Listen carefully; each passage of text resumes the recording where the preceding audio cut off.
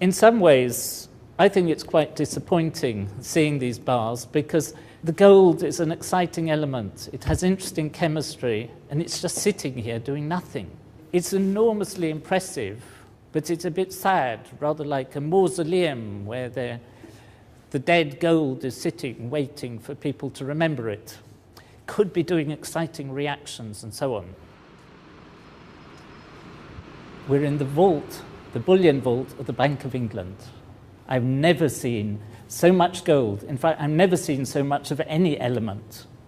So we're standing here, and each shelf here has got a ton of gold, which is worth £35 million at today's price. Tomorrow it might be worth even more. It's very secure. We've been through a whole series of security checks. No money is allowed here to make sure we don't take anything out.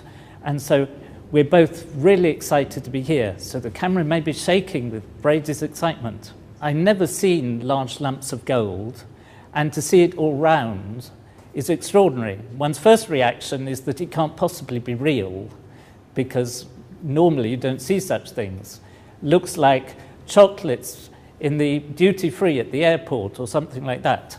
But these really are solid gold bars, and it's quite extraordinary. There isn't any smell because metals don't smell, and it's very quiet because of the thick walls and to keep it secure. The weather's been very cold recently, and I was ready to be shivering, but it's nice and warm. But I suppose gold colour also gives you a feeling of warmth, so it may be partly psychological.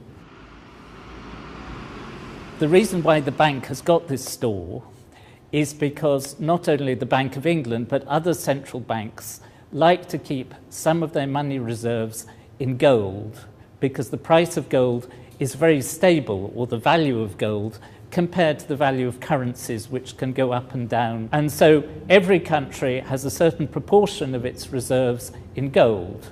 And if you look at the statistics, the UK at the moment has about 310 tons of gold in its reserves. But there's much more gold here than that, because it belongs to all sorts of people, not just to the Bank of England. This vault is part of a complex of different rooms. I haven't seen the other rooms, but all together, if you look at the bank's annual report, it's worth £197 billion.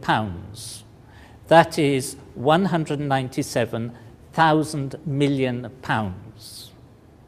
And that's quite a serious sum of money. The people buy and sell the gold, and each block of gold has its own number, like your car has a registration number. And when people buy and trade the gold, they don't actually take the bar home, but just that number is transferred from the seller's account to the buyer's account.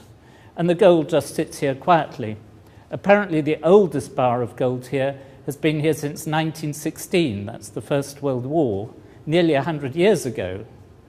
But the beauty of gold as a chemical element is that it's very unreactive. So it looks just the same now as it did in 1916. It hasn't tarnished, it hasn't got oxide layers on the surface, it hasn't started creeping, changing its shape and so on. So come over here, because they've given me two bars that we can look at. So we've got two different bars of gold, which are both the so-called London Good Delivery bars, which means that their weight is in a certain limit range. And in fact, each of them has its precise weight put on them in a rather strange unit called a troy ounce. So this one is 399.100.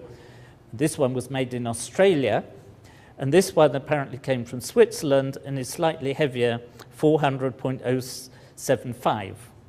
I must say this one looks much nicer. It's polished more, and this one looks a bit like a loaf of bread, but it's rather a miserable loaf of bread, but a pretty fantastic lump of gold. Now, one of the things you know about gold is that it's really heavy, so I'm going to see whether I can actually lift this with one hand.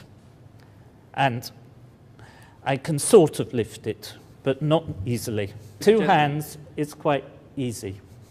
So this weighs, each of these in more understandable units, weighs something like 12.4 kilos or 28 pounds. So for those of you who use imperial units, that's 2 stone. Each of these is worth about £435,000. You could buy 2 quite nice houses for a block like this, or for a whole shelf of these, which contains a ton, you could buy 137 of the upmarket Rolls-Royce cars. So take your choice. These blocks are a bit like bricks, and if you took all the gold that had ever been mined and put them together like a construction kit to make a big block, you would end up with a block that was 20 meters cubed. That's 60 feet on each side, which would easily fit, for example, under the legs of the Eiffel Tower. It wouldn't look all that big just as a building on a street, and that's all the gold there ever has been.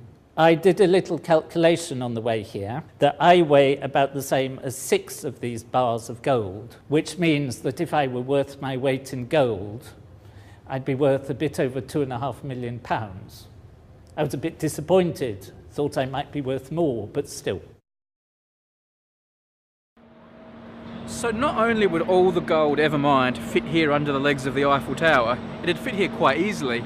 By my reckoning, that cube of about 20 metres in each direction would probably fit 3 times from there to over there. Same for each side. And you could probably stack it on top a few times as well. So not that much gold.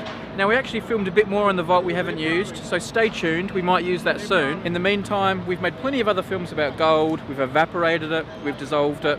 You can check them out also.